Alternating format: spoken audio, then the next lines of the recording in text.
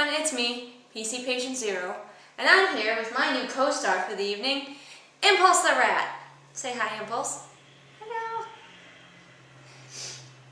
Impulse is actually here with me today because she was having a play date with my sister's rat, and they're going to be living together soon. So she's getting to know Primrose the Rat. But what I'm actually here to talk about today is Shakespeare, specifically his interesting romantic comedy, Taming of the Shrew. Welcome everyone to our introduction to Shakespeare's Taming of the Shrew. Before we get started introducing you to all the characters, I do need to talk about a little bit about what this video is going to be like. These videos are best if you read along in your own script with the play. That's how they're best viewed. They're still pretty fun otherwise, but that's how you get the most out of it. I will be doing a lot of interpretation of the script, and you should understand that my interpretation is not necessarily correct. I've been in most of the plays that I'll be doing, and I've been in many of them multiple times, but that doesn't mean I'm an expert. However, that also doesn't mean that this is an expert either. All these little notes in here, they could be wrong too. Cliff's notes, don't trust them. Remember, it's all up to interpretation, and whoever's interpretation you're reading could be right or wrong. So make sure you like the interpretation that you're going with, and that you're pretty sure it's correct. But never ever take anyone, me or anyone, to be absolutely correct about something in a Shakespeare play, or that it's absolutely true. You also might notice that I'm wearing this hat instead of my usual scarf thing. I'm going to give it a try, see if I like the hat, see if I like the scarf better. We'll find out. I like hats. So first we're going to introduce you to some of the characters in The Taming of the Shrew. The play starts out with an induction, which a lot of theaters don't do, but I'm going to talk about it because it is in the script, it is part of the play, it's just a little bit weird, it's like this little introduction thing to the play. So we'll have a look at that, and the characters in that are Christopher Sly, who is a drunken beggar, who may or may not have tricks played on him later. The hostess of the alehouse, so the owner of a pub. The Lord. The Lord is obviously a lord. He's in charge of people. He's a big boss man. His huntsman. Huntsman, pretty simple. People he's going hunting with. A page boy. So the Lord's page, his not his squire, the step that comes before a squire is the page. The page boy may also have some sort of unfortunate sort of tricks played on him later. The players. Whenever Shakespeare says players, he means actors. Actors equals players. Servants. Servants are always important, and we'll be talking a lot about the master-servant relationship in this play as we read it. And a messenger. So those are all of the characters in the induction, which we'll be talking about in our next video. Next up, there is Baptista Manola, who is the father character of the two main female characters. I've noticed that Shakespeare likes the name Baptista for parent figures because I'm pretty sure, and correct me if I'm wrong, that there's another play with a character Baptista who's a mother. So he just seems to like that name as names for parents, I guess. There's Catherine Manola, who is the shrew in our story. We'll talk a lot about Catherine as we go, because Catherine obviously is like one of the main characters and is the title character.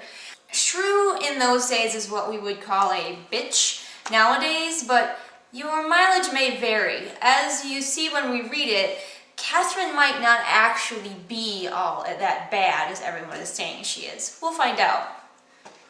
Then there is Catherine's younger sister, Bianca Manola. And Bianca is a lot of times thought to be kind of a spoiled, prissy little girl, but we'll find out more about her character too, and then maybe we'll form a different opinion about her as well. Petruchio is the love interest for Catherine, and that is how you pronounce his name, Petruchio, with a k sound. A lot of people pronounce it Petruchio, but I don't think that's correct. I was always taught it's Petruchio. If you're 100% positive that I am incorrect, feel free to leave a comment below so that people can see. I'm incorrect, I'm pronouncing it wrong. But that's the way I was always taught, Petruchio. Petruchio is kind of a jerk. But we'll find out a lot more about him too. So many interesting characters to find out about. Are you excited? I'm excited.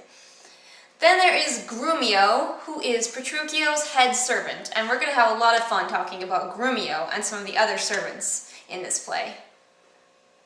Lucentio is a young lord, land-owning type guy who wanders over to Baptista's land and falls in love with his daughter Bianca, like a lot of people will seem to do. Gremio, or Gremio, I've heard it pronounced both ways, and I think it's supposed to be Gremio, but if I say Gremio, you'll have to forgive me. There's a lot of EOs in this play, is an older gentleman who is also courting Bianca. And then there's Hortensio, who is not really a land-owning type of guy. He doesn't have a lot going for him, but he is also chasing Bianca. There's Vincentio, who is Lucentio's daddy. He doesn't come in until the end. And one of my favorite characters, Tranio, who is the head servant of Lucentio. Just so you guys know, I have played both Grumio and Tranio, so I have a special place in my heart for the serving characters in this play. You'll probably be able to tell when we get to talk about it more. Biondello is another servant of Lucentio, but Biondello is below Tranio because Tranio is the head servant. And Biondello's an interesting guy. He might not have a lot going on upstairs, but maybe he's very clever. We don't know. There is a merchant who will come in near the end of the play and do some sort of funny stuff. Curtis, Nathaniel, Philip, Joseph, Nicholas, and Peter are all of Petruchio's house servants. We'll meet them later in the play. There is a widow who comes in toward the very end of the play and doesn't get a name except for a widow. A tailor, a haberdasher, and an officer. A haberdasher is someone who makes hats, in case you're wondering. And then there are any other sundry servants to Baptista or Baptista's children. We usually like to include a few servants who can, help out, lend focus, that kind of thing. The play Taming of the Shrew is set in Italy. Shakespeare likes to set many of his plays in Italy, seems like, especially his comedies. I don't know, he just finds the Italians funny? Who knows? So I hope all of you tune in next time when we're going to start talking about The Taming of the Shrew by William Shakespeare. This has been a PCPatientZero production. Thanks for watching. No, Impulse, you don't understand. It's about a shrew, not a rat. You're not the star of the play. Shrew actually refers to a sort of a mean, difficult woman, not actually a tiny rodent. No, you're not listening. You can't be the star of the play. You don't even speak English. Well, I'm sure that matters to some extent. And you're the wrong species. You're not only are you not a shrew, you're not a human. Oh, no. Well, that's a very good point, I'm sure, but I really don't think the public is ready for this. All right, we'll talk about it. You have your agent call my agent, okay? Okay.